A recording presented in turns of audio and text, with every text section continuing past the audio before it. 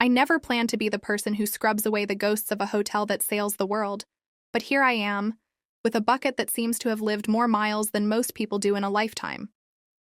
They call it housekeeping, but it's a masquerade ball of small economies, the towels that bear the fingerprints of a family on shore leave, the beds that swallow sleep in their own quiet way, the hallways that glide past like a moving stage set.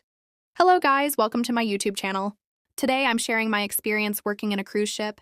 The ship is a floating city, a cast of characters who drift in and out with the tide. I've learned the rhythm of the deck like a heartbeat.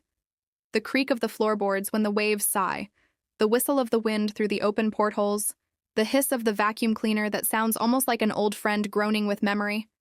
It's not glamorous, not in the way a famed chef or a captain's gold button prestige is, but there's honesty in the work. If you listen closely, you hear the quiet dignity of the people who keep things running. The steady hands, the organized minds, the ones who paint a fresh smile on a tired face every morning. Yes, the job isn't ideal in the way a dream job is ideal.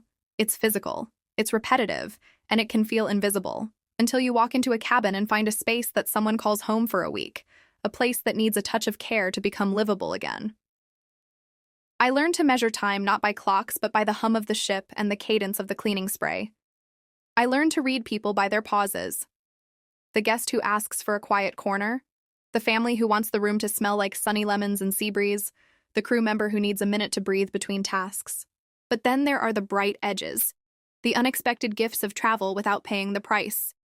You wake up in a new port and step off the ship with the wind at your face, the world laid out in front like a map you're finally allowed to touch.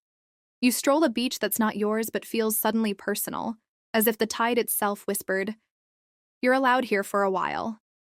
You ride buses through seaside towns, eat something you'd never order in a restaurant back home, and watch the sun do its daily miracle over water that stretches farther than your worries.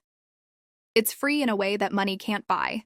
The raw, unfiltered exposure to different skies, different ways of life, different accents in the air. Offshore, you're not just a cleaner of cabins. You're a quiet ambassador of the ship you call home. You learn that hospitality isn't about flattery or show. It's about noticing when someone needs a hand, a moment of rest, or a simple good morning that doesn't pretend the day will be easy. Fresh air becomes a reset button for the mind. The smell of salt, the glare of sunlight on the water, the sound of gulls in a distant harbor. It's therapy that doesn't ask for a prescription, just a moment of presence. There are nights when I stand on deck and listen to the engine's slow lullaby and think, this is a strange life, but it's also a kind of freedom. Freedom to move, to observe, to learn to adapt when plans drift like a sail in a gust. The ship makes you resilient, practical, patient. It teaches you to find small sparks of joy the way a cabin's bedsheet comes out perfectly, crisp after a long day, the gleam in a guest's eyes when you found them a towel animal that makes them smile, the memory of a sunset-tinted gold as it melts into the horizon. In the end, it isn't about the glamour of five-star service or the glitter of a port calendar. It's about showing up with a purpose, every day, in a way that keeps things humane and honest.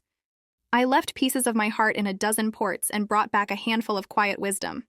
That work can be a staircase, not a cage. That travel isn't just about moving through places, but about letting places move through you. And that fresh air, whether off a ship's stern or on a sunlit beach, can clear the fog from the mind and invite you to keep going, one clean cabin and one new horizon at a time.